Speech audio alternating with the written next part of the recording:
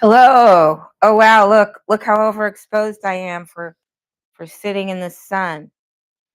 I look like a ghost and I feel like a ghost. It's so funny when I think about you know, my different emotional states as I go through different aspects of my living. I think that I'm so happy that a board of psychiatrists, 8 or 9 psychiatrists in San Diego, legally declared me sane because our medical industry created a diagnosis called bipolar disorder, so that if we have shifting emotions in response to different things happening to us, we will feel like it's a mental illness.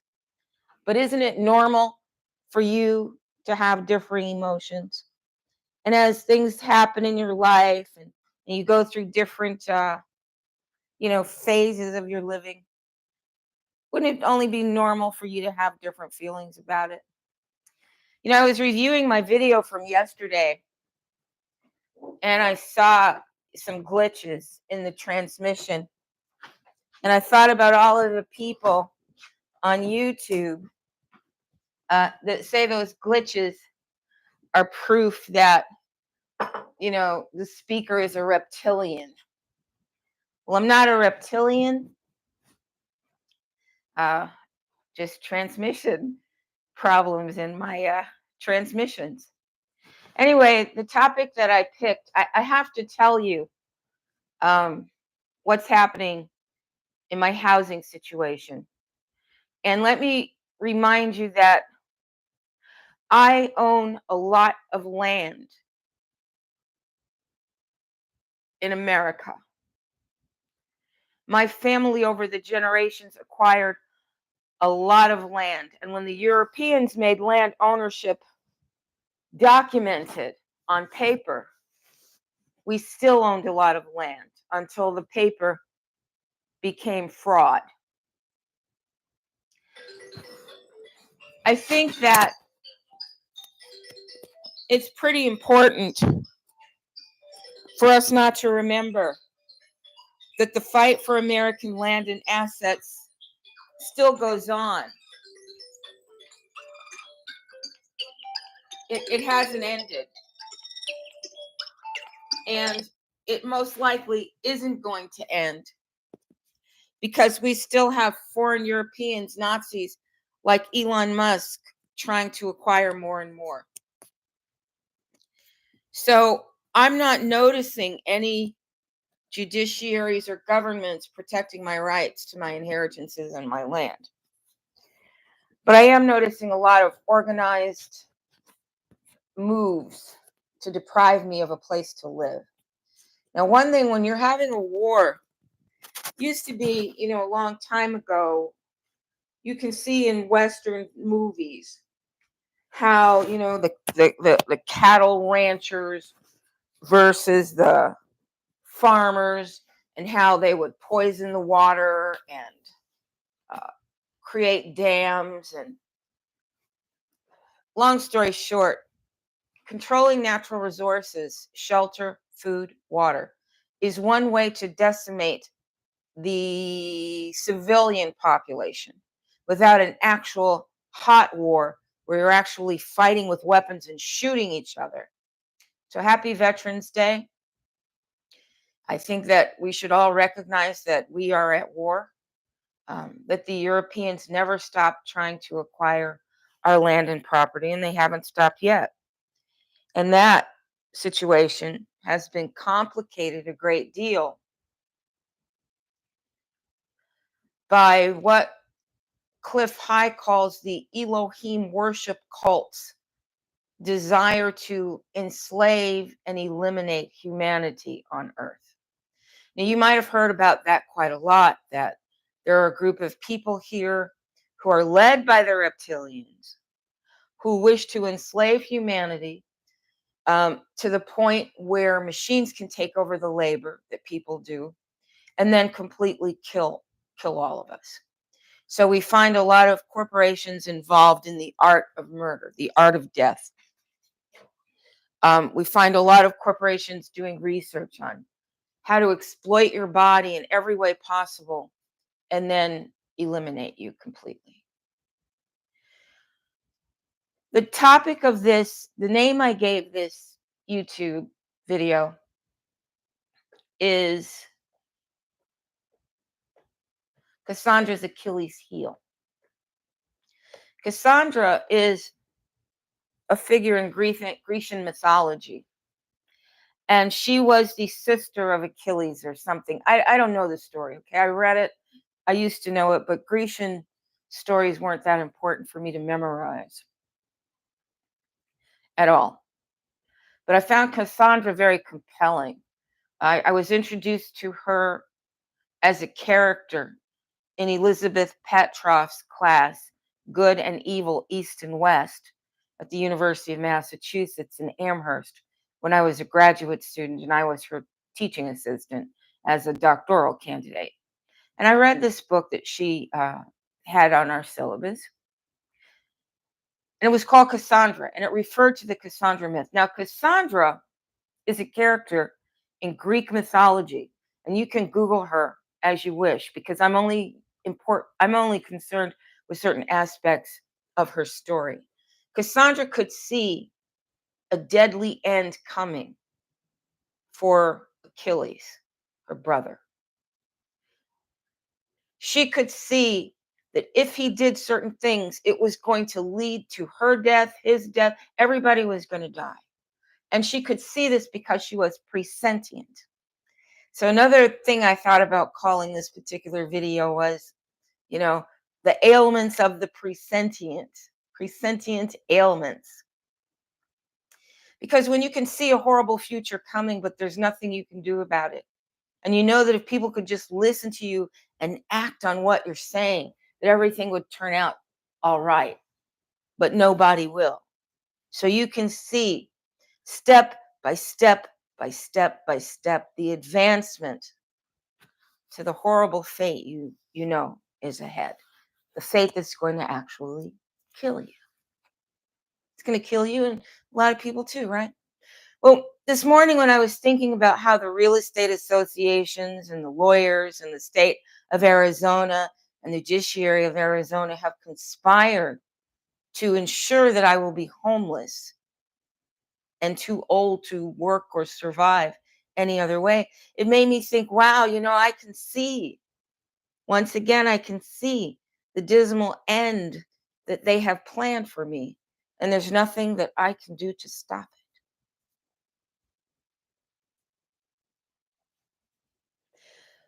When I applied for an apartment in Arizona after being driven out of the senior citizen housing in San Diego on Point Loma by racism, by racists physically attacking me, I moved to Arizona.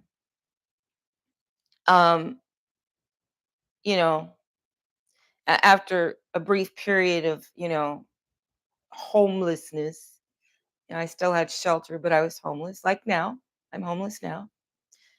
And but you can't get a bank account if you're homeless. So I do have a permanent address. I just can't live at the permanent address. So the scam that they have going on involves so many players, and it's so comprehensive that I really want you to know, because I know this wasn't created just for me.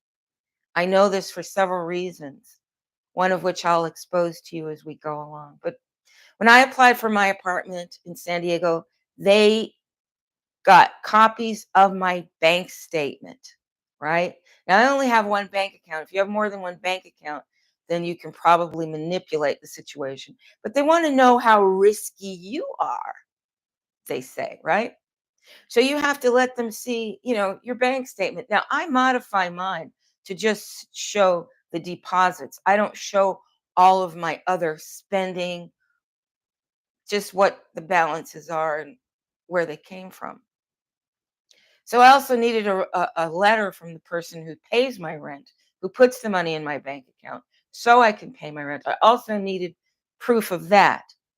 So the realtor, Patty Koch, and the other members of that real estate property management organization at 1814 East Bell Road in Phoenix, Arizona, an apartment complex called La Serena at Toscana. They knew my finances, right? Now, Arizona used to be the place where retirees go to retire because of the tolerant weather and the access to the West Coast. So they're expecting old people there. It was a haven. When I was a teenager and a preteen, um, Grandpa from the Walton Family Show, the Grandpa on the Wall, he used to do advertisements about moving out, to Arizona to retire, and telling people, to write him in the city in Arizona to get more information about retiring in Arizona. Now, you might know that retirement benefits are paid by the state, right? Paid by the state through block grants. Um, I believe, but that's not important here. It might be important to you in other times, in other places. I'm so drowsy every day lately that it's hard for me to keep it together to think and put things forward. And it could be those sunspots that Stefan is teaching us about. It could be, the approach of Nibiru. It could be 5G waves that they're sending about. It could be something they injected to me at the JFK hospital emergency room when I went for care. Could be any of those things because I am aware that I've been tired and drowsy beyond what I should be for well over a week now, and it's affecting my performance. So please bear with me if I seem unfocused and meandering around, because a wave of exhaustion just hit me, and it was overwhelming just now. La Serena Toscana and Patty Koch, the property managers, got all my financial information and knew my future prospects for earnings, and knew that the money I got was fixed. The money I got was a gift. The money I got was limited.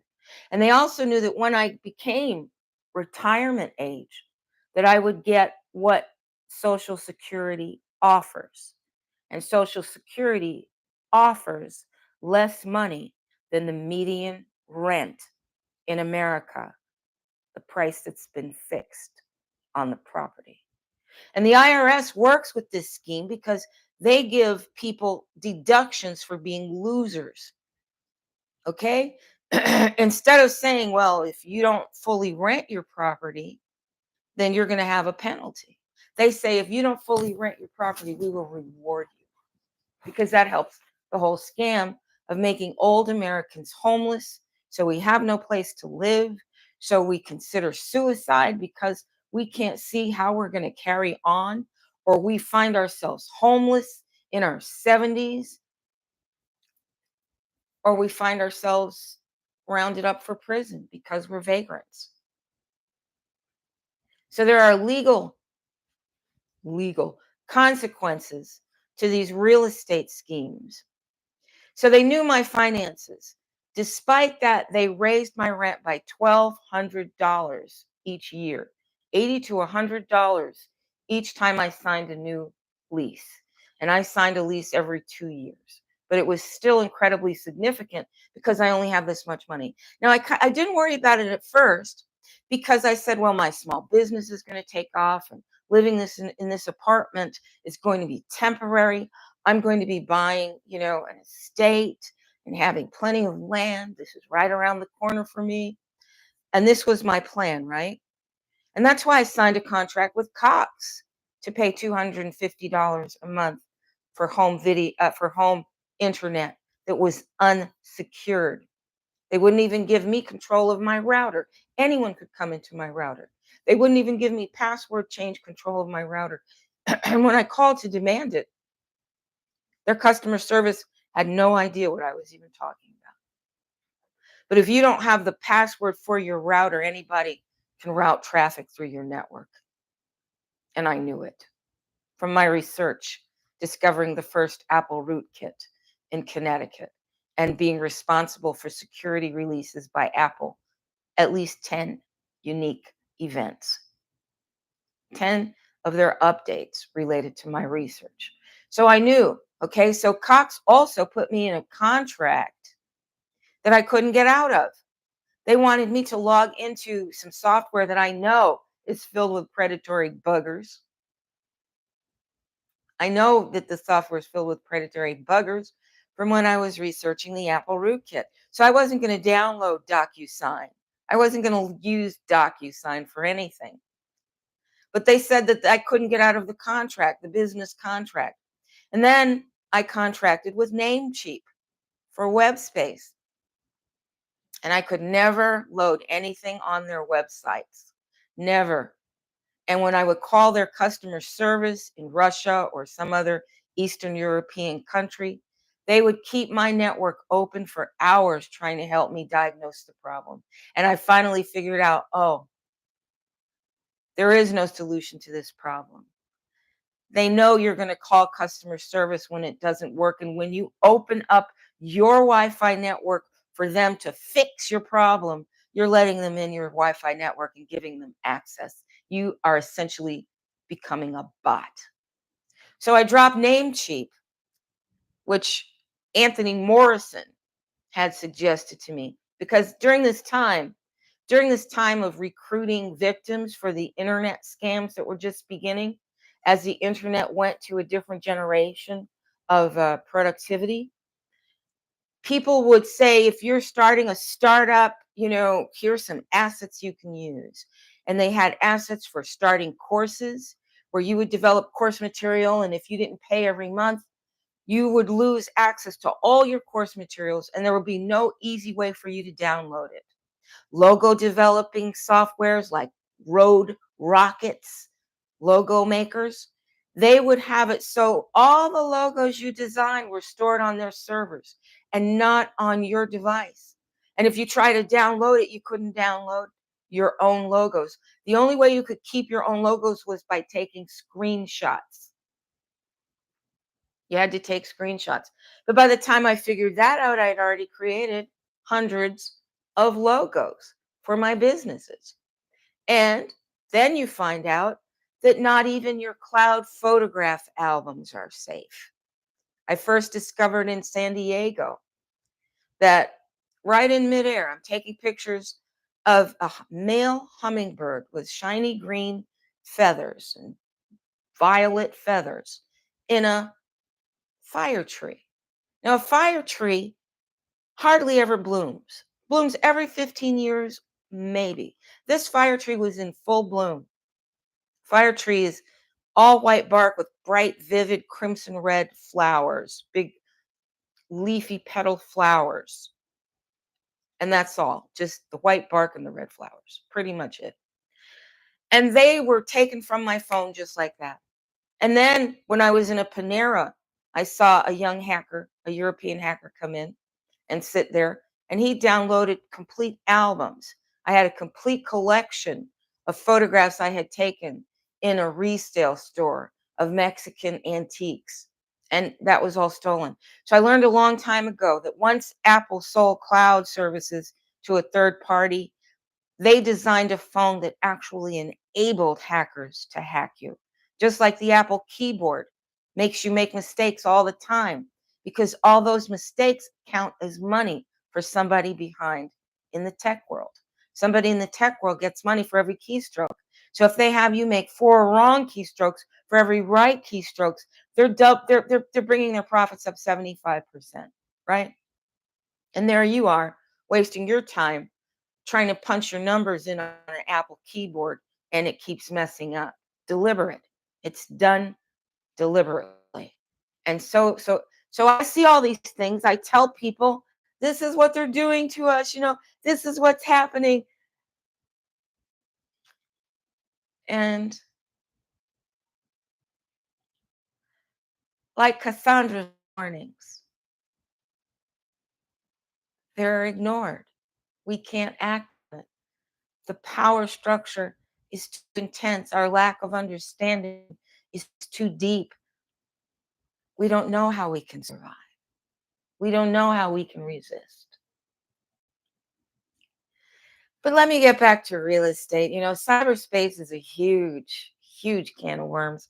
But let me get back to the real estate scam. They know your income's fixed, is my point. They know that you're not going to get a 10% raise to match the 10% rent increase. They know this, right? They pretend like they're isolated in a bubble, but all these guys are working together because all of their efforts lead you to the same result: homelessness, or spending a disproportionate amount of your income just trying to keep a roof over your head. Meanwhile, they're stealing your inheritances, so you have nothing to fall back on.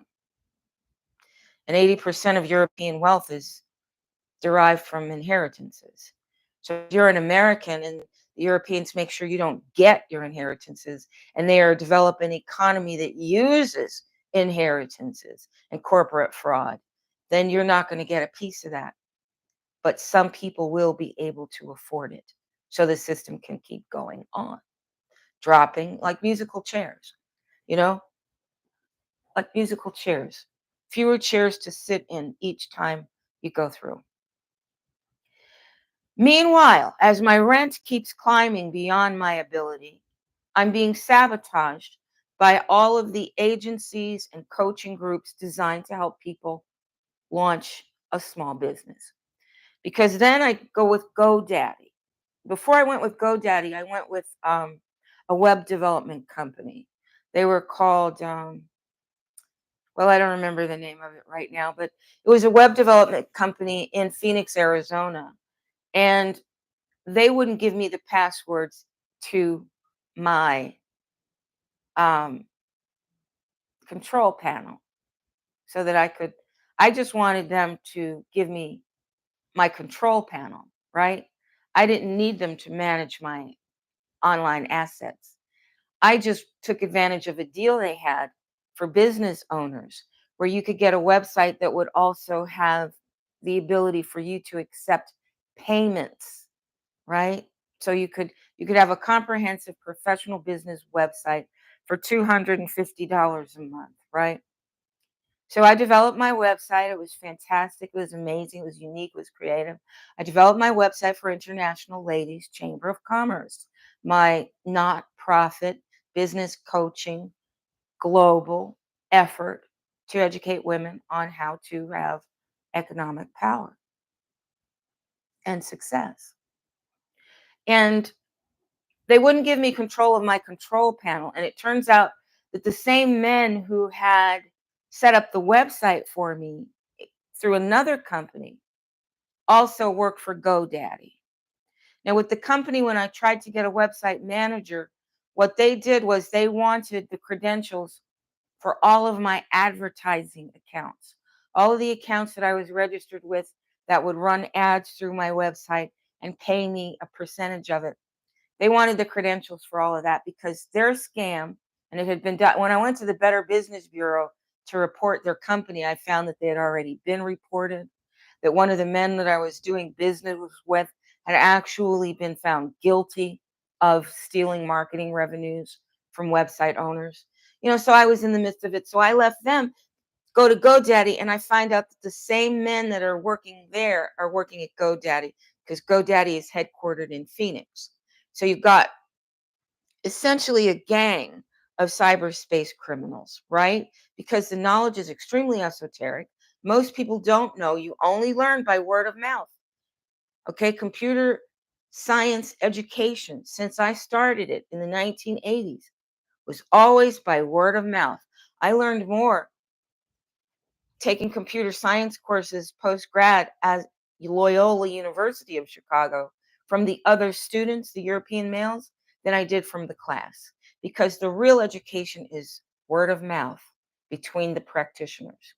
So through the word of mouth, GoDaddy in Phoenix had all the hackers working there, because then they have IP control, IP level control of the system, which means that they are at the layer where the internet gets launched, where people store all their data, where all the revenues from advertising get exchanged. So when I get on GoDaddy and I develop this great site, I devote the rest of my energy towards creating my online brand and further developing the brand of Silver Rain Runningcloud, because I'm a registered brand in Arizona. And they stole my format and repeated it and sold it in other countries. And I sent them a letter that I learned how to write while I was working in trademark infringement at Brunswick Corporation, with Sheldon L. Epstein taught me to write these letters. And I wrote them a letter and they quit propagating my unique design of a website. But I didn't get it copyrighted. My hands were full. I'm a one-man show. I didn't have time to patent or trademark my unique website designs, right? And why should I have to? When, if you have to pay for lawyers to protect your brand, and those lawyers are men like Sheldon L. Epstein stealing and patenting your data and your intellectual property, then you're really just letting the wolves inside the pasture where the sheep are grazing, aren't you? So I didn't want to get down with that.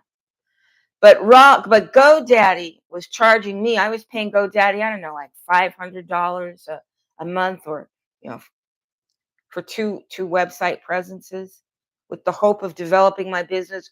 When I find out that they're stealing any revenue that comes through, they've completely altered my website. They've installed so many intermediate panels between me and my customers that my presence was essentially wiped out. I was working for them.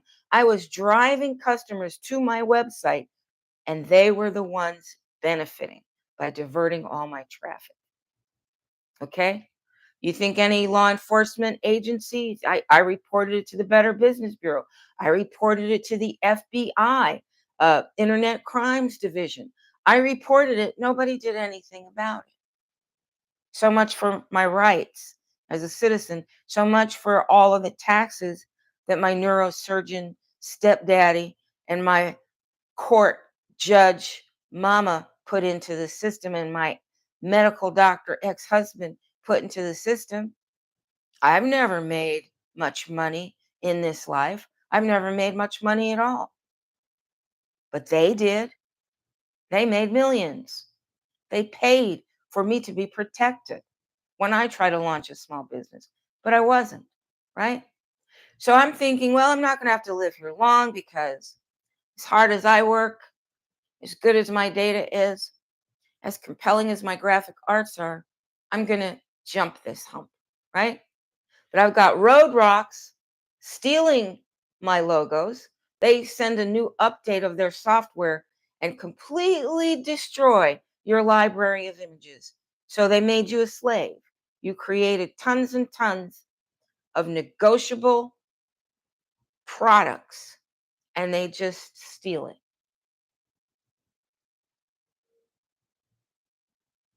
through the Apple Store.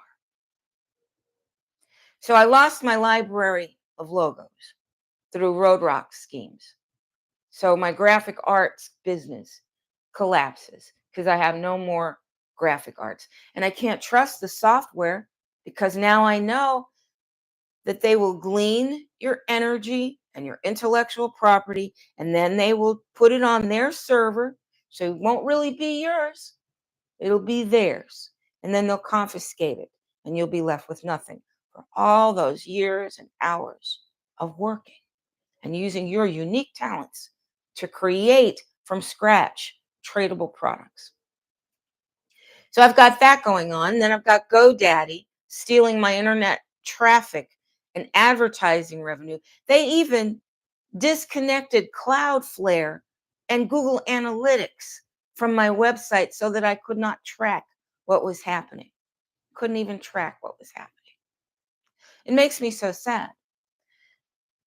But the bottom line is that, well, Michael Silvers and Bill Walsh of Performance International Group, I think, I used to go to their website, to their seminars in Phoenix all the time because they give you so much actionable information about your business without making you pay $40 for their seminar. Now, nobody had the $40 for the seminar, but they knew that.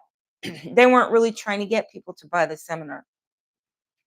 What they were trying to do was to direct you to companies like GoDaddy, where they were principals, and direct you to companies like Fiverr. And Fiverr will do a graphic for you, a book cover, and then they will send you back a document that's 20 megabytes rich. Your picture is in kilobytes, maybe 900 kilobytes for your actual graphic. But they load so much data in it so that everywhere that you post that graphic, you're a mule. You're carrying their data for them. You're building into the tech secret revenue streams. And that was one of the things that Bill Walsh and Michael Silvers of the startup support business coaching company, that was what they were selling. They weren't selling their course. They were selling you out.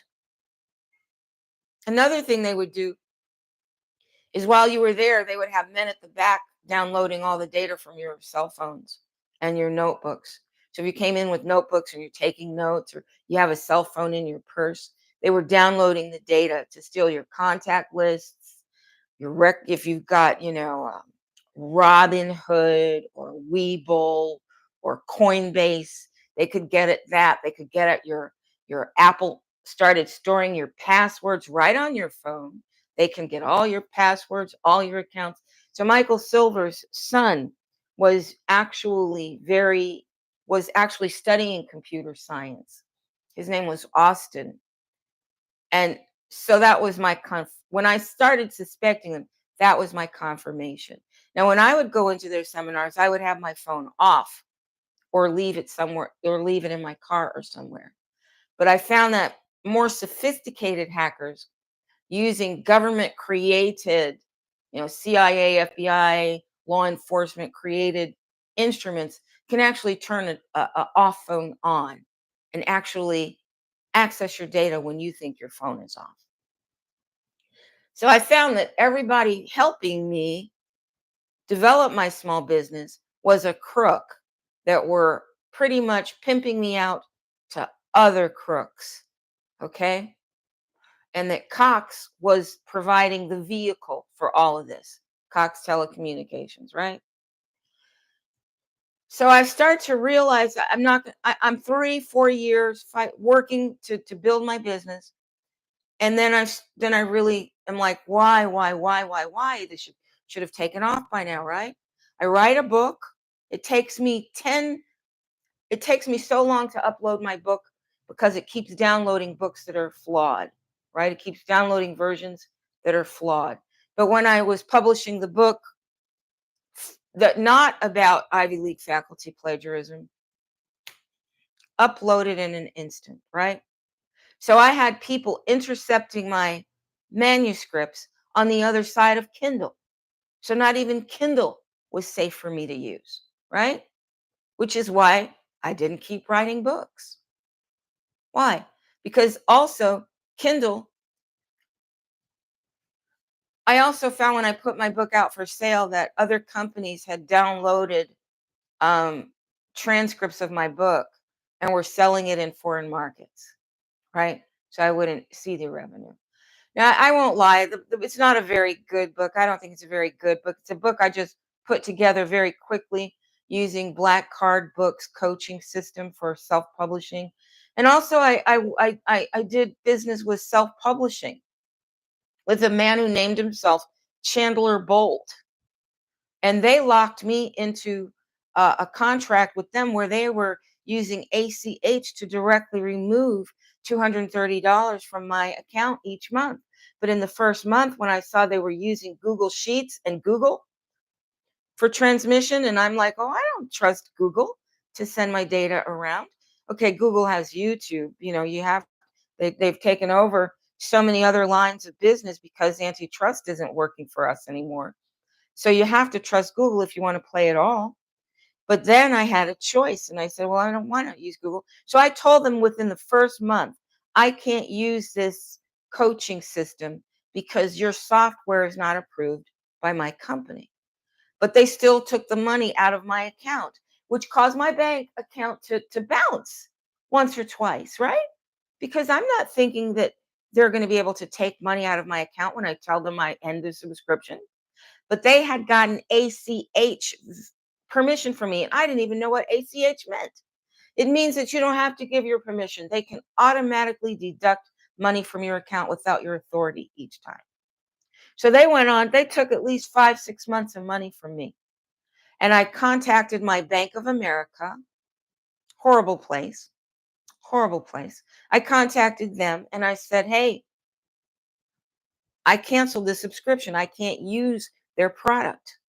And Bank of America said, well, they have ACH. So I appealed. I say, no, no, no, you don't understand. They don't have my permission. Well, do you want to know what self-publishing Chandler Bolt did? They simply submitted to my bank terms and conditions that they just created for the situation. And my bank accepted it. My bank that allowed somebody to create an interface between my bank and my computer to extort and siphon off my money.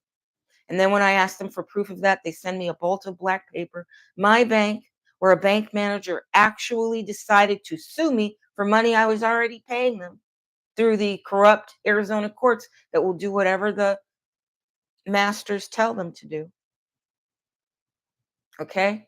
So my own business, it was going to get me out of a rental tenant, a tenant situation when Andre Tapetti stole my inheritances, multi-million, depriving me of my access to my multi-millionaire status from my parents, and Judge Butner and the other land managers of Oklahoma making sure that I can't get back to own Lima that my grandfather built, great grandfather built, making sure I'm deprived of that, and then being kidnapped and attempted to assassinate me.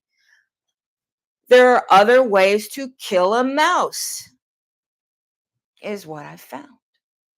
That if they're not allowed to just shoot me in the head at the African safari, there are other ways to skin a mouse. So the Arizona courts are so corrupt, and they are really hanging judges and hanging courts. And they got me. I was paying on my Bank of America bill, and they pulled me into court to get a judgment against me for that bill. I don't think they got the judgment against me. I don't see it in the records. But I was paying the bill. But one bank manager in Arizona at Bank of America, one bank manager, an extremely offensive man, physically, mentally, spiritually, physically, just offensive man.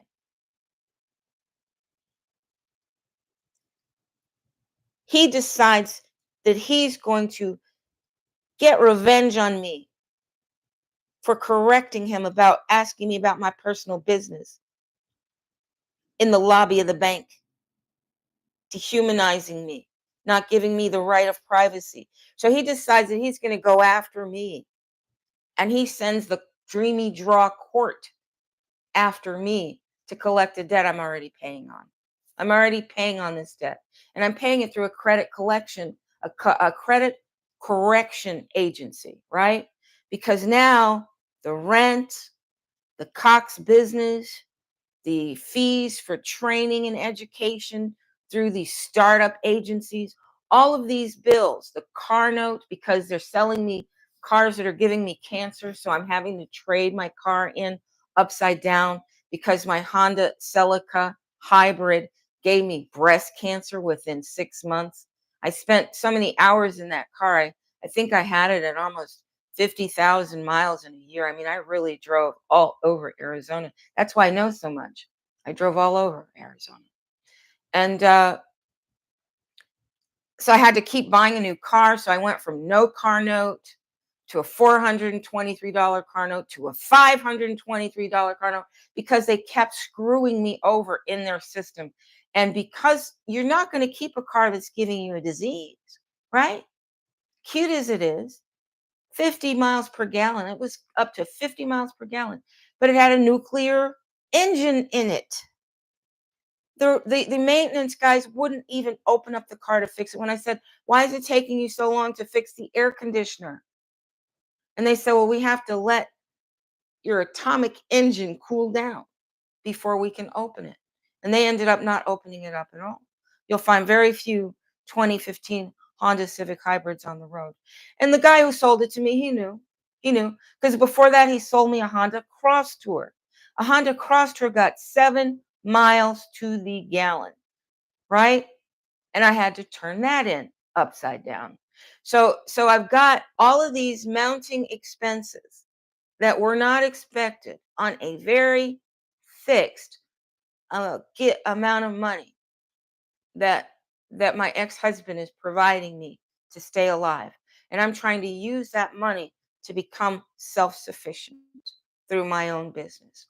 And all I'm finding are predators in the internet website hosting business, predators in the write your own book coaching business, predators in the internet providing Cox communications systems, predators in the coaching, predators in the real estate, predators in the banking, predators everywhere, and no way to get profit for my efforts. I'm driving traffic, they're sucking it up. I'm driving traffic, they're sucking it up. And driving traffic is a full-time job. Driving traffic is a full-time job. So I did not have the ability to get out of being a tenant because every way up and out was blocked. My inheritance was stolen by my psychopath half brother, Illinois State Representative Andre Martin Tipetti, retired. My business presence was being stolen by GoDaddy, Cox, and Bank of America and Road Rocks logos. And my housing situation was being destroyed by the management companies and the real estate associations and the property managers of Arizona. So I don't have a chance, right?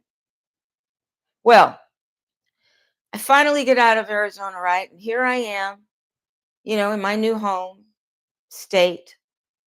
Well, let's just call it the place where I reside, since my body has to be somewhere. But I don't feel like a citizen. I don't have the rights or protections of a citizen. I don't have any kinds of feelings that I want to be a citizen of a country that's spending all my money on European wars and killing Arabs. That's not what I want. And if this is a democracy, shouldn't it reflect all of the millions and billions of Americans like me that do not want to be engaged in this kind of government activity for the royals of Europe? It's not who we want to be. But let me tell you more about how the real estate scam worked. Okay? I've already told you the courts are severely compromised. They are adjudicated, they are administered. They're administered by people who are enemies of the people who work for the state to enslave and murder the people. Okay. And you're not unknown. Don't ever think you're anonymous. They have files on you, they know who you are, and they deploy people to follow you. I know this because somebody contacted me to edit their book. And he didn't really want me to edit his book. He wanted to give me information. He wanted me to know that there are organizations in Arizona that deploy men like him to follow people around. That when an Indonesian monk came to the Four Corners to visit the Navajo and the Zunis and the Apaches and the other Indians of the Four Corners, He was contracted along with someone else to follow them everywhere they went. So he physically in a car followed them everywhere they went. And one part of his story talked about a lot of things that I can't talk about because I had him sign a non-disclosure agreement with me that prevents me from telling his whole story. But I feel safe in saying that he actually told me about his experiences following people that were targeted in Arizona to gather intelligence on where they went, what they did, who was there. So don't think for a minute you're anonymous if you're an heir or anybody else. People have a file on you, they'll follow you, you'll be targeted if you're in line for great wealth that threatens their ability to control people with money. So they made sure I wouldn't have any money, right? From the time that Henry Louis Gates and Hazel Carby at Yale and Harvard and Yale plagiarized me, and the associate dean Weinstein or Rubenstein or some kind of Frankenstein, when that person just laughed at me and did not have the university administration stand behind me and say, you cannot commit plagiarism. We've got the proof. I proved it. That's what my book essentially shows you the proof and shows you my direct accusations to the perpetuators through email and the way they never denied it because it's true. And the way that my proof was incontrovertible proof. You can't deny my proof. But all I got out of that was blacklisted, right? All I got out of that was blacklisted so that the career, my dream career, I could not achieve, right?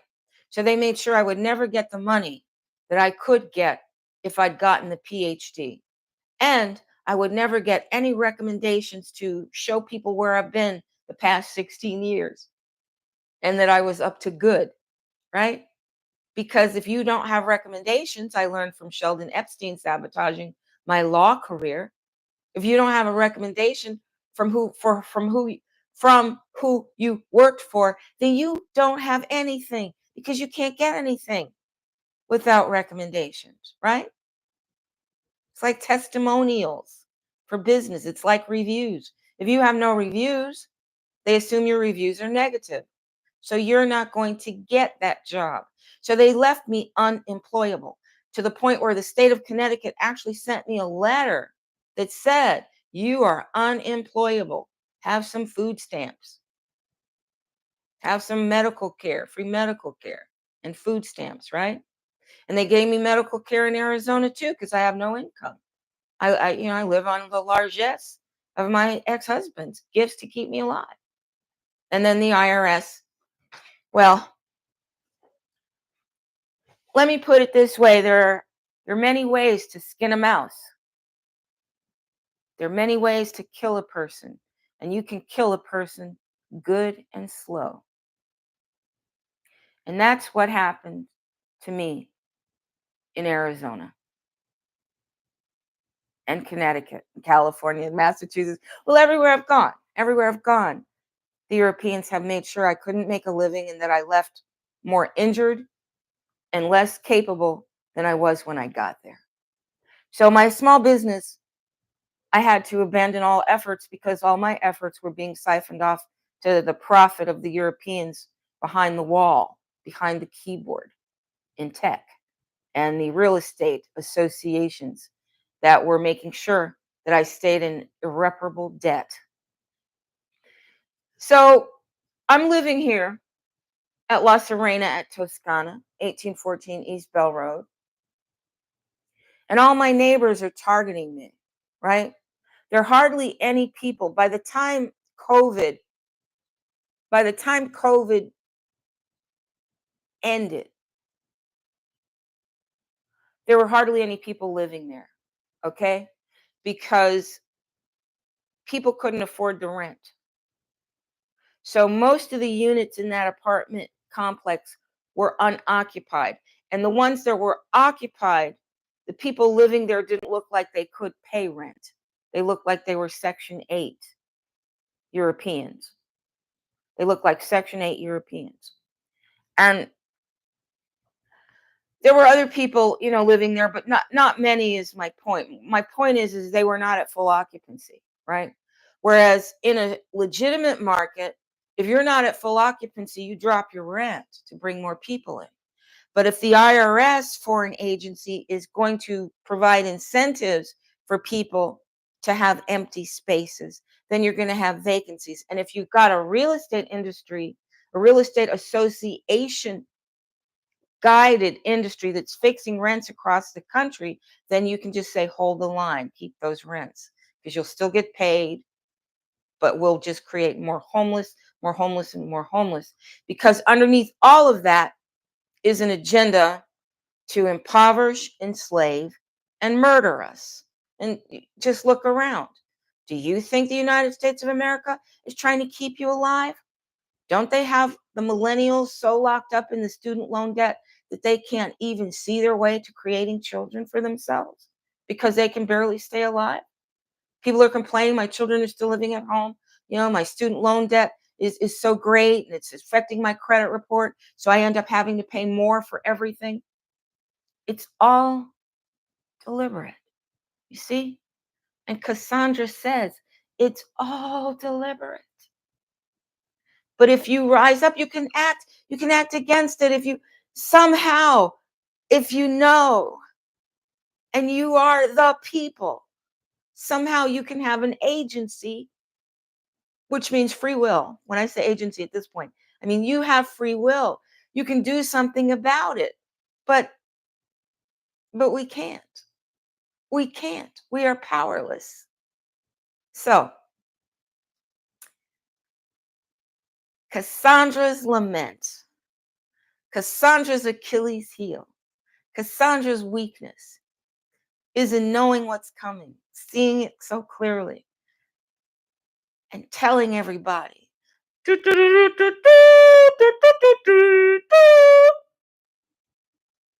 It's happening. It's happening. And nobody can react to save us or save Cassandra or save themselves. Nobody can react. They have to stay on the path to destruction. And that's Cassandra's lament, is seeing the destruction coming ahead of time and watching people march towards the end one step at a time.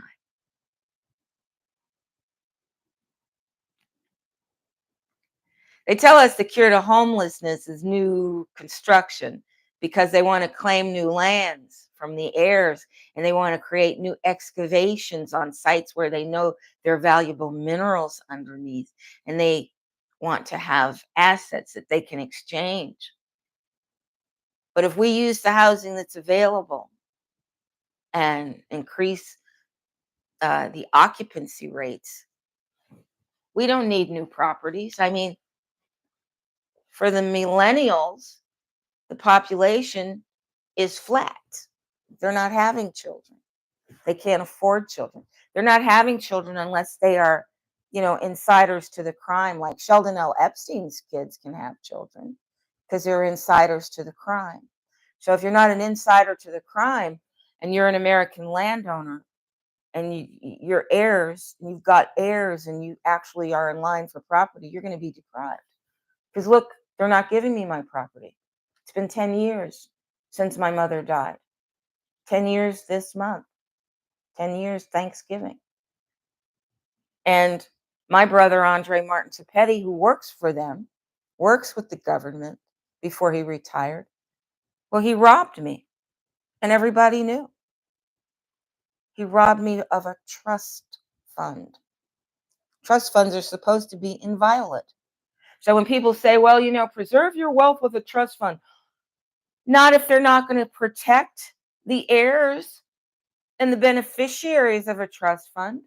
If they're going to let legislators and courts deprive heirs of the trust fund, then all you've done in a trust document is made it easy for them to know exactly what to steal by aggregating your assets, by claiming all your assets in one little document. All they need is the trust document to know exactly what to steal from you.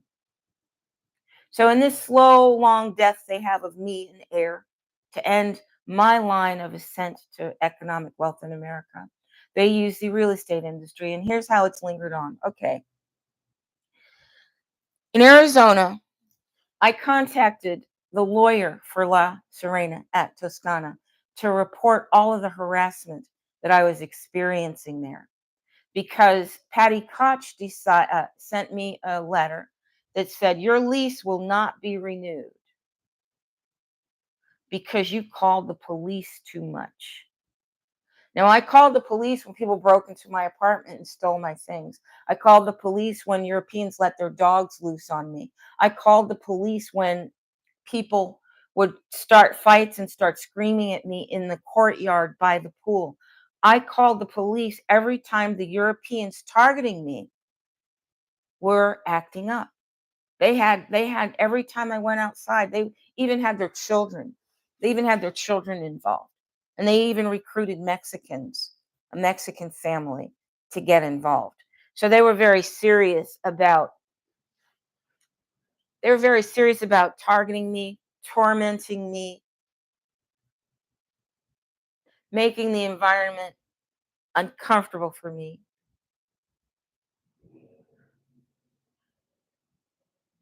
And I called the police to protect myself. But I also called management, Patty Koch, to protect me, and she refused. She out and out refused to protect me. So I called their lawyers, to say,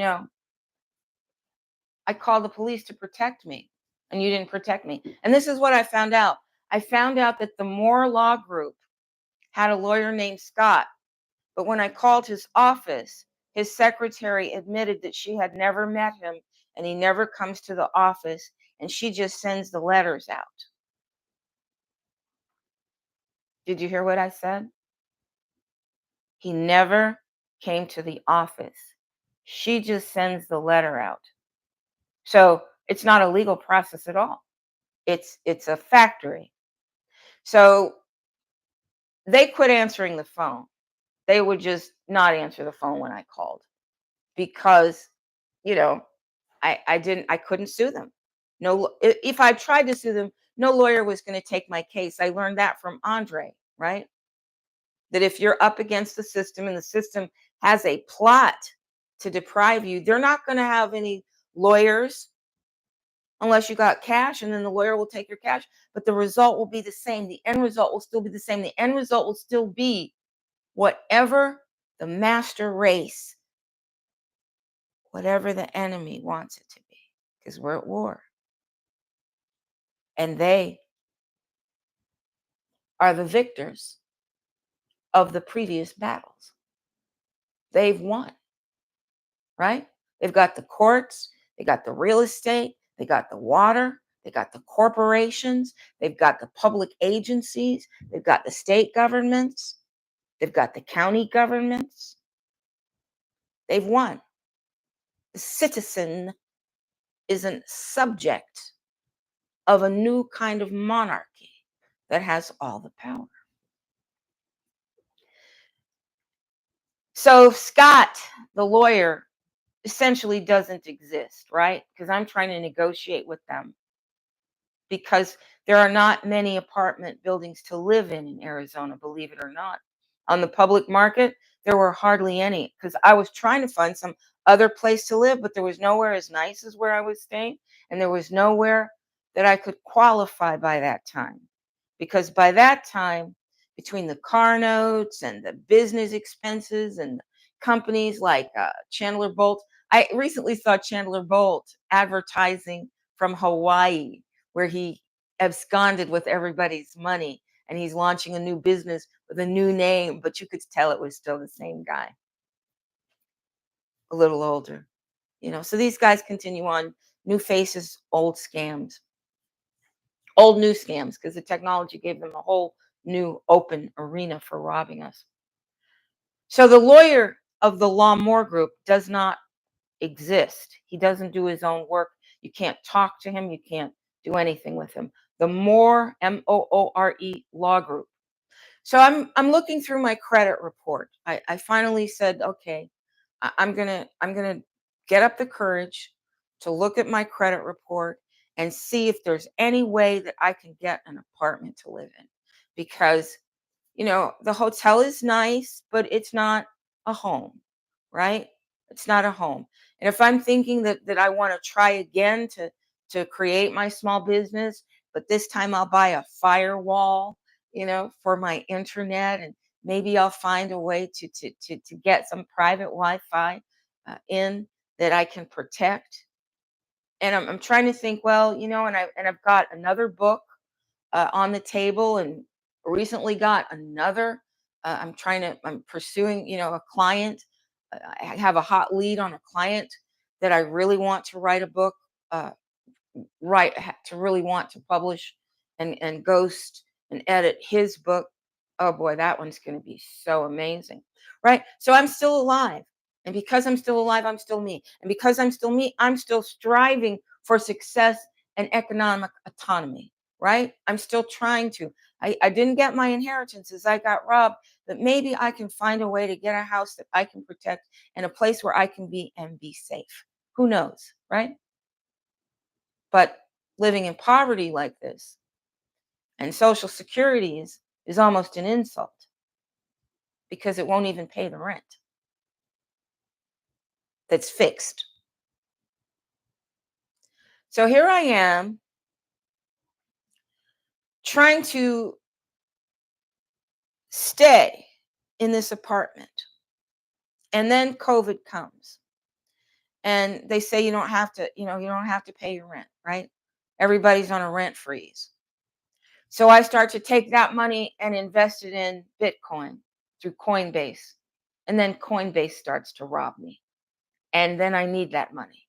So I lose money on the Bitcoin, and Coinbase, the software for Coinbase, uses their ACH that I didn't authorize to rob me of $500. Okay. So I'm not trusting the only app that lets you buy Bitcoin. I'm not trusting it. Right. And James Altucher, the Wall Street hedge manager, I got all this advice from him. Coinbase belongs to him. Coinbase is making him rich, and he's using such confusing accounting that you don't know what happened with Coinbase, and you're being robbed by Coinbase. And Coinbase is stealing ACH authority from you from a company they call Plaid, right? And then they bring up PayPal. Oh, then they bring PayPal and they say, okay, all you small business startups, you can go with PayPal, and PayPal will give you a way to get away from government surveillance of your business, government theft and surveillance of your business.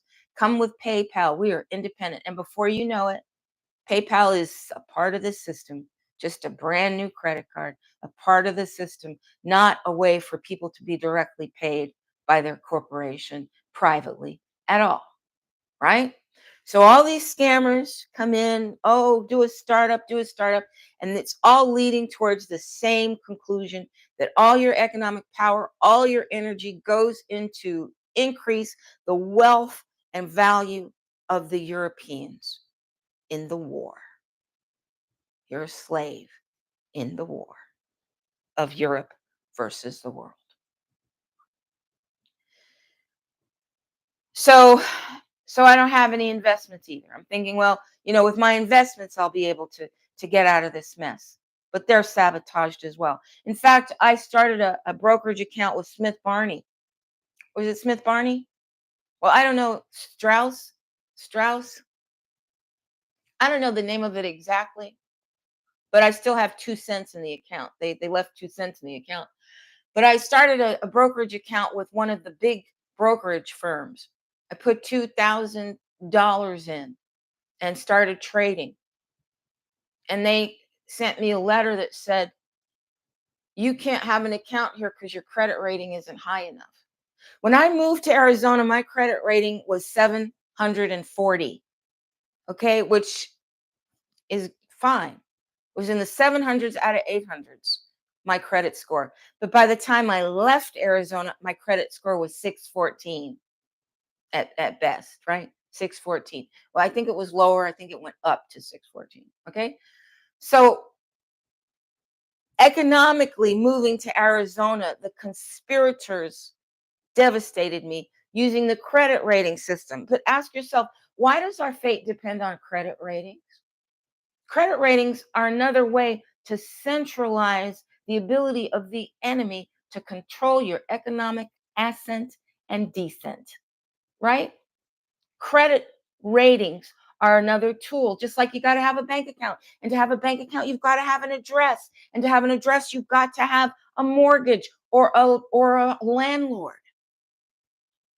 And it's like dominoes. If you don't have one of those things, your dominoes won't fall. You'll be stuck with a huge gap between you and your success.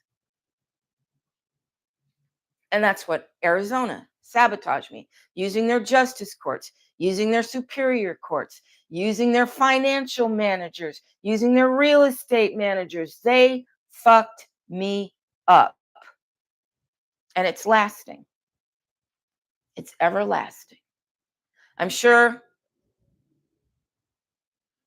that I looked at my credit report, okay? And I'm trying to fix it, right?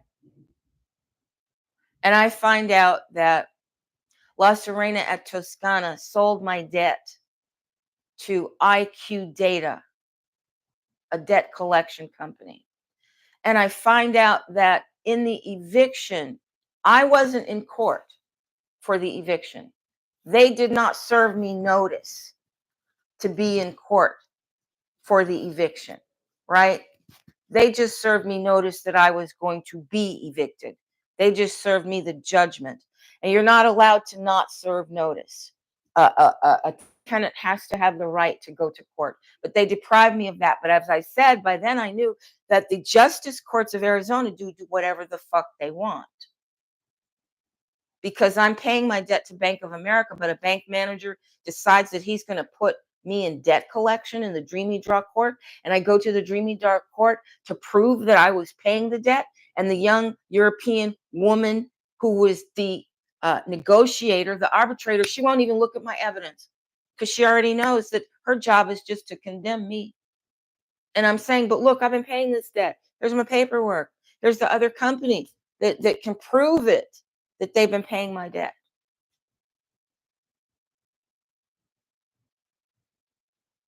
So my bank, they didn't report it on my credit report. But if I look at the bank app, I see that debt there every time I use the bank app. That debt is there because I stopped paying. Why would I keep paying when they're going to sue me anyway? And that's illegal, right? But by now, I mean, my brother has stolen my involatile trust. I've been abused in a housing situation that's using racial discrimination against me and letting other tenants torture me without any recourse. I've seen so much corruption in San Diego. A European man in with the police gives me a concussion because he wants me to move within 2 years, floods my roof because he wants me to use, and then I end up. I had seen too much to trust any of them and their institutions by then. So I'm looking on my credit report and I see this IQ Industries, and I don't know what the hell it's about, but they want to collect twice as much money as I owed La Serena. Okay. And I don't think I owed them anything because they engaged in discrimination.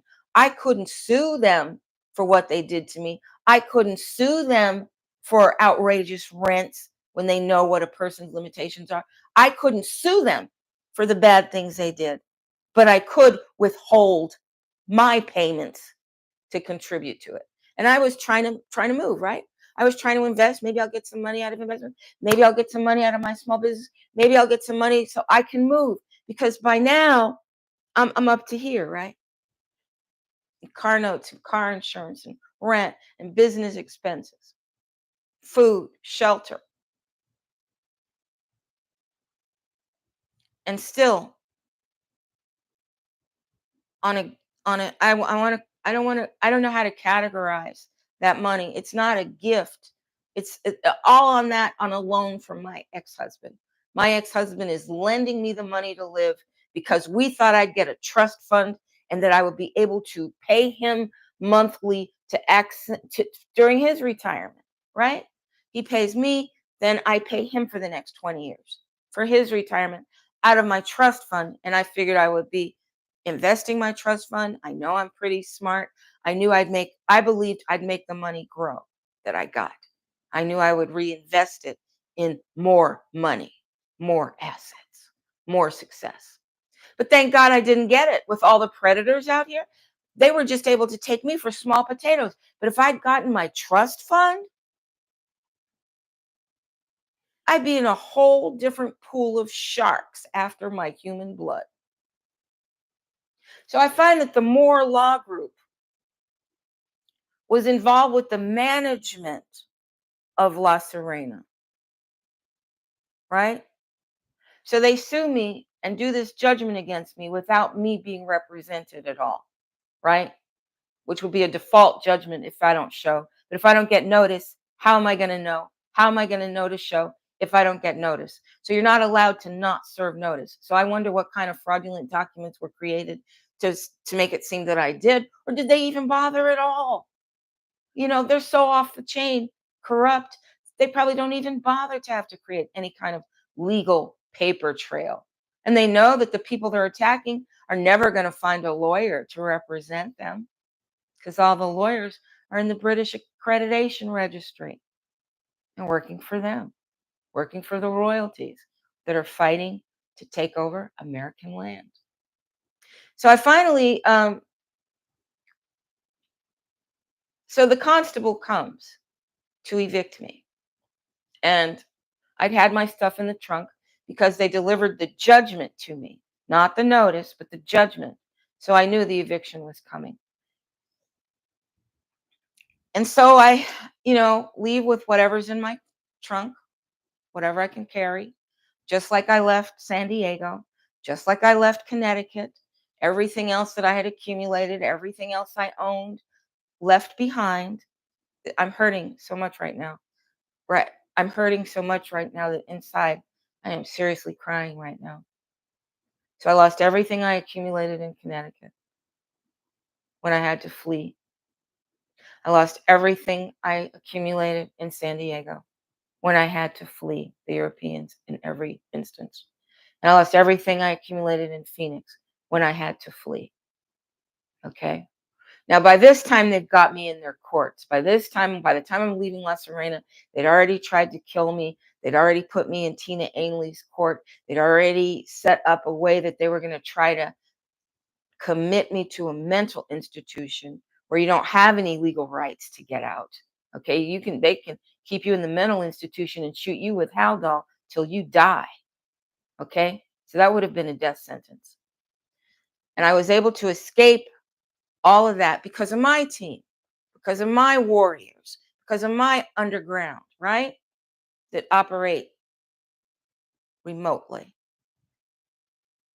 And I get out and I find myself in a concentration camp, a FEMA run concentration camp, lured there, dispossessed, and trapped. Because when Arrowhead Honda insiders, all insiders, you have to see all these Europeans as one big army force, that they're not a real estate industry, an automotive industry, a judiciary industry, a banking industry. They are all one big occupying, hostile military force. When they thought that Tina Ainley was going to be able to lock me in a mental institution, they stole my car. And it wasn't even a real Honda Accord. It was a made Honda Accord. It wasn't even a real Honda Accord with a VTEC engine. It was a knockoff in the first place. The 2018 one I bought from them and the 2020 one I bought from them, both knockoffs. And surprisingly enough, yeah, okay, yeah, okay, so they stole my car during an oil change. The car looked very generic and it was easy to imitate, and it had a broken window, easy to imitate the broken window, easy to pretend it was my car.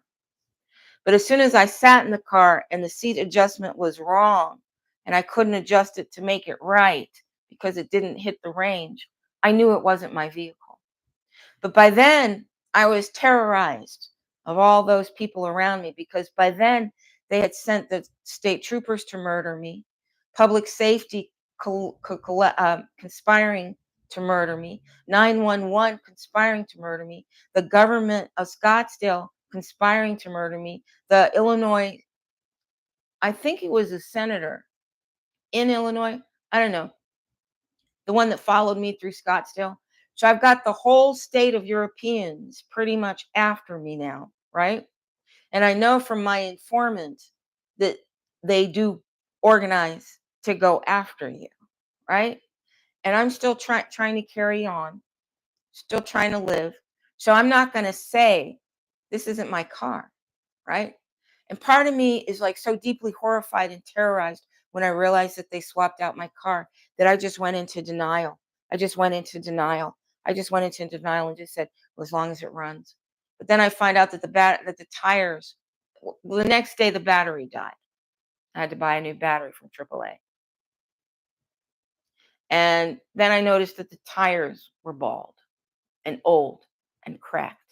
So the car wasn't even a year old, right? And it looks 10 years old. And then, you know, I knew I couldn't drive that car anywhere but Texas. Keep pushing east, right? But I couldn't go back to Connecticut and occupy my home again. For one, Juan and Diego Hernandez were waiting for me there. They'd already activated law enforcement against me, right? And they're waiting for me there. And you know, I'm afraid to go there, but I don't know where else to go. But these tires in this car, they're not going to take me anywhere. And then I find rust in the car. And there had been a big flood in Louisiana or somewhere. And a lot of Hondas got totally destroyed. And I remember thinking, I wonder what they're going to do with all those flood salvage vehicles because they're not going to take the loss. I wonder what they're going to do with it. And I know what they did with it now. They ended up giving one of them to me when they stole my car. When they stole my 2020, they substituted it for a salvage vehicle, right? Now, it took time to work through this with all the other conspiracies acting against me and fleeing for my life and having the courts after me and having to talk to a court social worker, Sue Ellen Decker, who's leading me through this session that's saying, if you do not submit to this indoctrination, we're going to find you legally insane and lock you up for an indeterminate period. And it's all based on my assessment, right? But by then, I'm out of the state, right? So, in order for them to negotiate to extradite me from Texas, they would actually have to expose how flimsy their case against me was and how politically motivated, right? So I escaped all of these other attempts to destroy me, but there's still the lasting legacy of the eviction legal action against me. So I see that enjoined on the case with La Serena at Toscana, they enjoined in the prosecution IQ data, which gives IQ data, a debt collection agency, a legal document to use to chase me. And then they double what I owe. And they have a legal right now to chase me because the Arizona courts allowed them to be enjoined in the lawsuit when I have no contract with them, right? I have no contract with them, which should let me out of the debt. But now they blocked that by having IQ data enjoined in the lawsuit that I got no notice about. It wouldn't have mattered if I got the notice because by then we know from what had gone on with Tina Ainley that they do whatever they want to destroy Americans, especially Americans with wealth and poverty. The ones with poverty, they put them in the prison system to get paid. So many Spanish surnamed individuals in their prison system. And we were able to actually hear them talking in the judge's chambers and just dispose of American lives just like that. 60-year-old grandmothers, alcoholics, coming home from parties for their grandchildren, targeted and arrested by Arizona state troopers, represented by public defenders who totally agree when the prosecution says, well, she's 62. She should have learned by now. I think we should teach her a lesson. And I got that on tape. Well, it's also horrifying. It's also horrifying. So I find out the day before yesterday when I'm trying to fix my credit and I'm saying, hey, the eviction's not on my credit rating. But then I find that when I Google myself, I find that the legal case is published on the internet, right? So there's no way around it because I was starting to think from my credit report that, well, I can challenge this and I can challenge this because I had two things. Nothing I could do about the student loans I took out for my children. But I'm asking you this. Why would they deliberately make sure that in the second generation of student loans, I'm the first generation of student loans. They didn't have student loans before my generation. And we had to sign our own student loans, not our parents. They made our loans on our futures, not our parents. But then the second generation of student loans, after everybody's convinced that a college education is their highway to success, after the second generation, they make sure that parents have to take out loans too. Because you spent everything you own just trying to keep up with the mortgage hikes and the mortgage rates and the school tuitions and the dance lessons and the music lessons and the Boy Scout fees if you could afford a vacation. We couldn't. We could never afford a vacation like the Europeans can. How do they do it? How do they end up having more expendable cash than we do when we went to the highest levels of education that are available? Shouldn't we have reached the golden goose?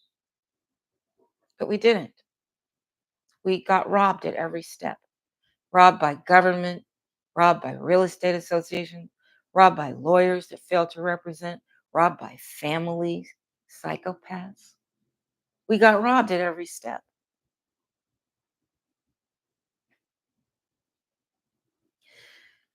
So I see that even though a 614 is salvageable as a credit rating, an eviction is not.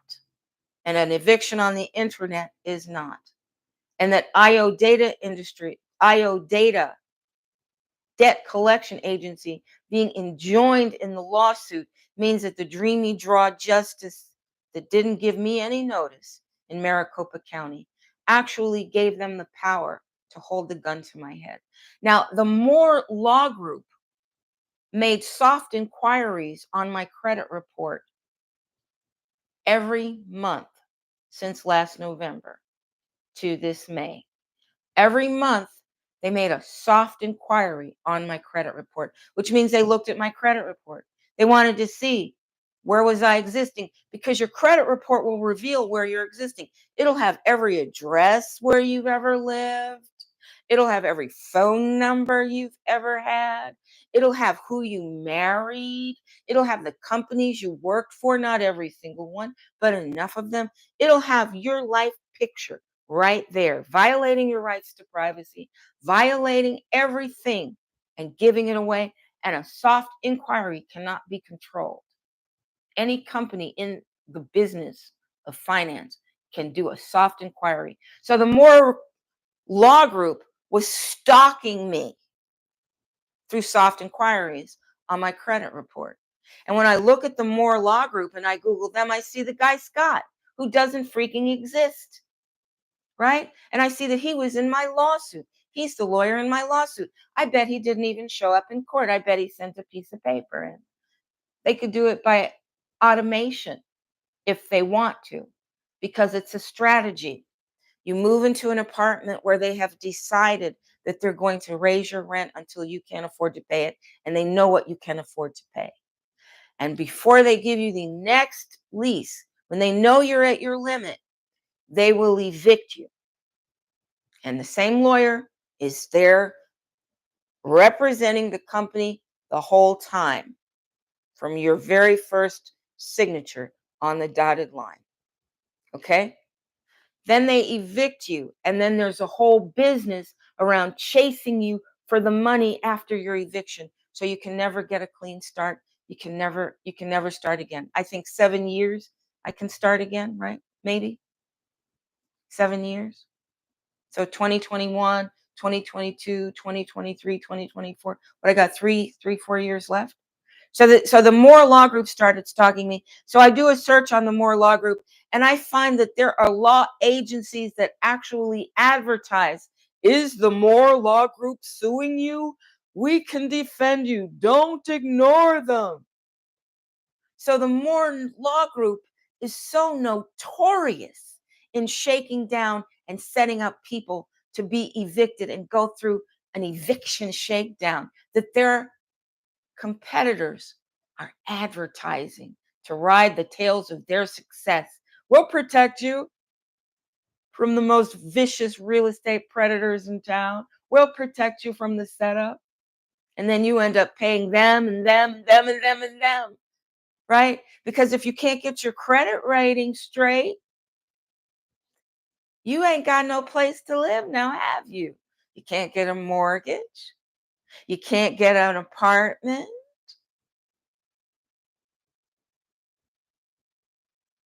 Your only choice is to live in hotels. And all the hotels are also nationally price fixed, right? I mean, you'll have the cheap hotels and they'll all be in the same price range. You'll have the expensive hotels, right? All in the same price range. So if I've seen hotels that really had a nerve to charge $400 a week to live there because they were old and dirty and the beds were it just they had a nerve, right? And when I first moved into a hotel in Houston, it was like 200 and something a week for this hotel, and that's what it was worth. But and by the time I left there, it was hitting, you know, instead of 800 a month, it was hitting 12, 14, and going up by $200 every month, $100 every month. So it was really just all being manipulated. Had nothing to do with the fact that it was a roach motel, that it was a FEMA camp under Sergeant Donna Marie Joubert and Marcus Smith.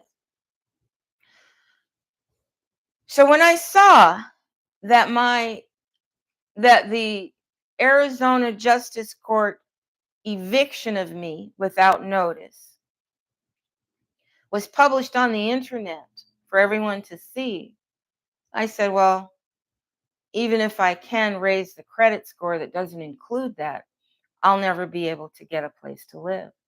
And they made sure to create a legal document against me. When I didn't see it on the credit report, I thought, oh, they don't have the nerve to show their faces, because if they appear on the credit report, I can prove a lawsuit against them if I could ever find an honest lawyer in America, right? Because what Honda Financial did, Honda Financial gave me that loan for that car in 2020. And when I said to them, listen, that car's been stolen and you're the lien holder, so you have more of a loss than I do on it. Do you know what Honda did? They don't even include that loan on my credit report. They just include the 3 previous loans that were paid on time all the time. And the 2020 loan and the repossession, I don't even see that on the credit report.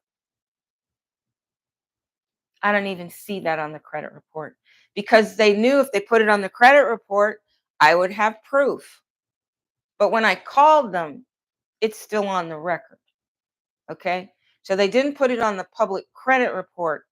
the 2020 car that was financed and what they repossessed, because when they repossessed and examined that car, they would have seen what I saw. They would have seen it was a rusty salvage vehicle, salvaged from a hurricane, flood, right? And they probably would have documented this, right? But somehow that car ended up sold somewhere in Mississippi. Well, it could have been that car, or it could have been another car with the same VIN number as that car. Because then we had CarMax. CarMax that constantly claims it's going to tell you the status of a used car. CarMax did not report any of the damage that I reported to Geico on that car, and Geico did not pay a claim on any of the damage on that car because Geico was in collusion with the thieves at Arrowhead Honda. And the thieves of Arrowhead Honda were in collusion with the courts. They thought I was going to be committed to a mental institution or assassinated when they stole that car. But they still stole from Honda Finance because Honda Finance still financed a vehicle with a certain value to it. And that value was stolen when they substituted a salvage vehicle. So Honda didn't even report my last loan on their account because after Geico refused to honor my claims, and I could see the rust on the car and I could see the bald tires and I could see all of the proof, and I told them about it, and they did nothing but repossess the car, steal the evidence. All they did was take the evidence because I eventually quit paying. I said, I'm not going to be paying $527 a month for a salvage vehicle that my insurance company won't even cover. And I have to keep paying insurance on this car because you're not allowed to not pay insurance if you want to drive a car. So, it's all knitted together.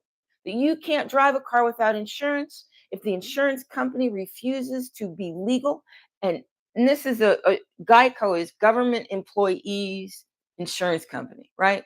Owned by the guy who owns Burlington Factories, Warren Buffett. Warren Buffett owns Geico, right?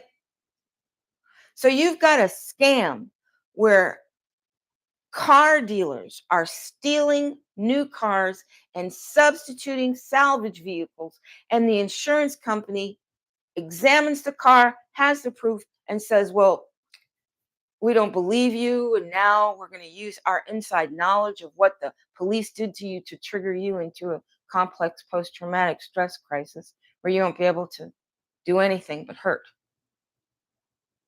But we're not going to pay to fix your car, even though you've been paying us for coverage. And we can see your car's been substituted and stolen, but we're going to pretend it's something you did wrong. And if you try to get outside of Phoenix to get your problem solved and go corporate, they're going to make you come back again and again to the same demonic entity that's torturing you every time you call by denying your claim. Okay? So in Arizona, all these horrible things happened to me beyond my belief, right? And if those things hadn't happened to me, if I had never met Tina Ainley, I never would have believed that the courts could be so corrupt, right?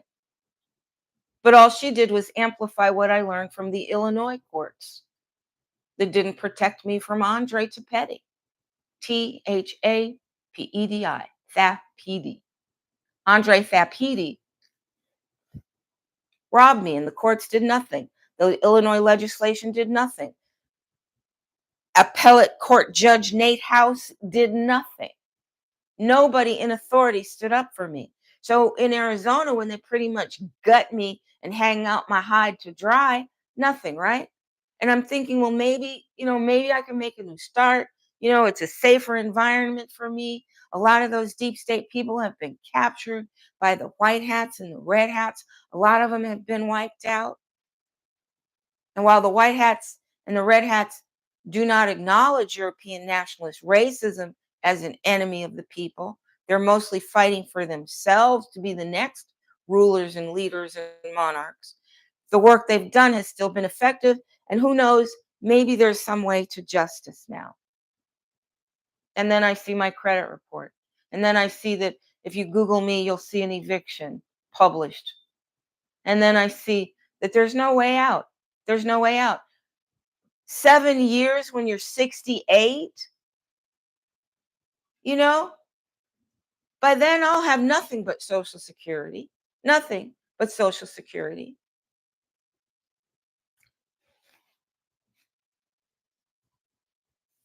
I don't see how people are living on Social Security. They have to have strategies that involve some level of deceit and immorality in order to live on Social Security. And the promises that they made us when we were coming up, spending more and more of our time working to build the corporations and build them wealth, where we could hardly think about ways to take care of ourselves. And back then, you couldn't get a brokerage account unless you could deal with a broker. And a broker wouldn't take your business unless you had multiple thousands. And you wouldn't have multiple thousands if you didn't have an inheritance, because your wages were tied to the cost of living so that you would make a little bit less than you needed to survive. Because somewhere in the 1980s, they decided that a whole new class of Europeans were going to get rich on this thing called credit.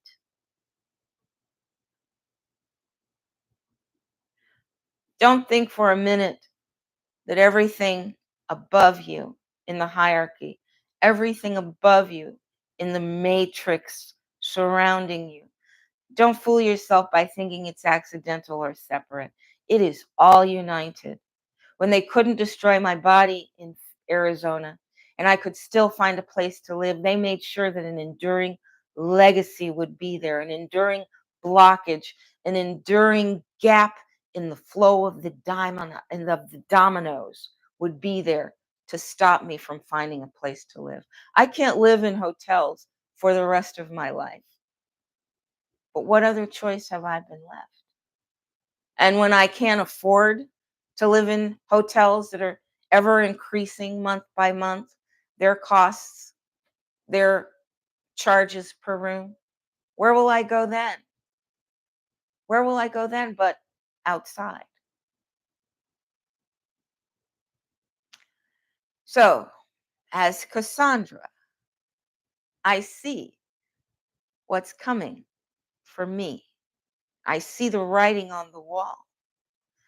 And I'm watching our society take step after step after step to be sure that we get there.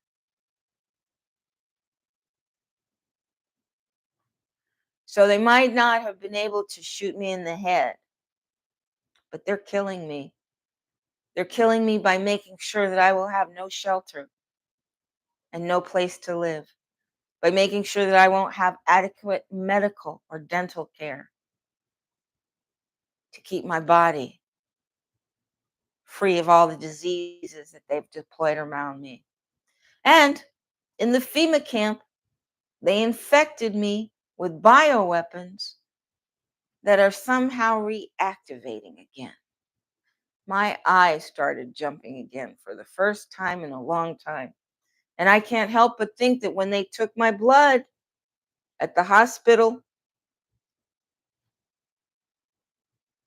that they also injected something in that empowers these bioweapons that are still obviously living inside my body. I'm so glad that they didn't get to draw blood the second time. I don't know why they would have needed to draw blood the second time when nothing really changed.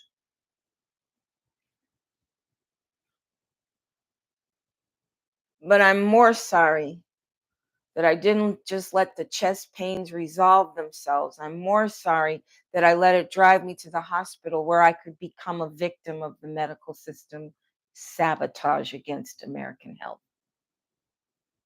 Okay? So I call this Cassandra's Achilles heel because a lot of us can see what's coming.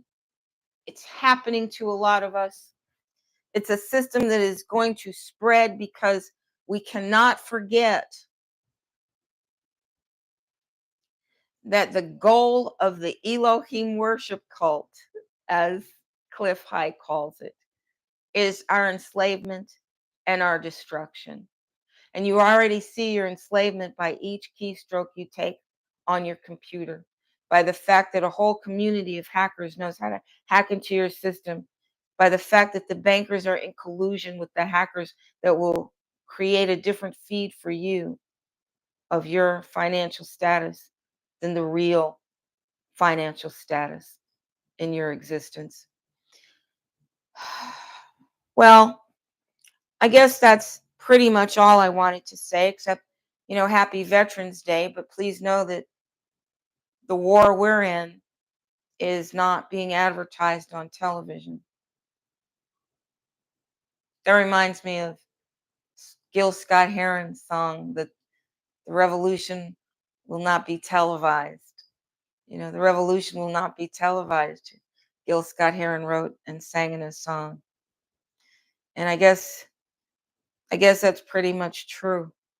Um, One last thing, if you're not tuned into Cliff High on Substack, you might want to, if you're a futurist of any kind, because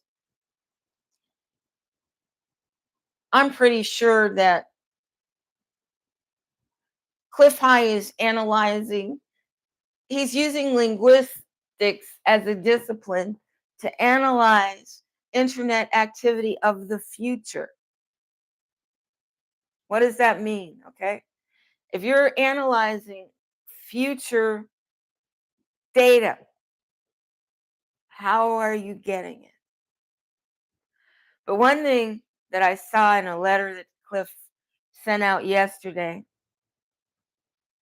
was that he mentioned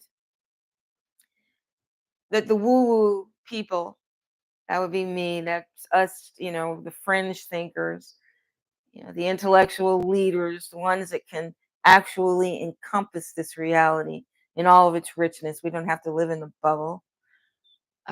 We're in the matrix, we're subject to the matrix, but we see what the matrix is from above it. We just can't escape the punishments it has in store for us. Well, he said that a lot of people who are expecting to be disappeared by the aliens, which I think he means the good ETs, are going to be angry that they're not, right? And I got depressed off of that. I really did. I got depressed off that because I'm one of those people looking to be disappeared. I don't want to go through what I see coming for me. I don't want to live through what's coming for me. I don't want to live through homelessness. I don't want to live through continuing physical deterioration that's being accelerated by bioweapons. I don't want to live through it. But like Cassandra, I have no choice. Well, thank you for joining me. Thank you for listening to me. Thank you for caring. I hope that we are able to free ourselves. I hope you understand that I'm just the first wave. What they're doing to me is what they have planned for you. Just like slavery became a test case for the oppression of everybody in the country, and they you know, just cap it on you. Just like when Scheinbaum begins to reform Mexico into a colony of Europe, she's going to have so many tested and proved systems that it's just going to be like taking a glob of plastic and putting a plastic mold on it. Just put that mold on it because they've tested all the systems and they've learned to close all the doors to escape, and they've learned how to make sure that dissidents, opposers, enemy warriors, they're going to make sure that they put their big old combat boots on our heads and squash us down. It's Cassandra's Achilles heel.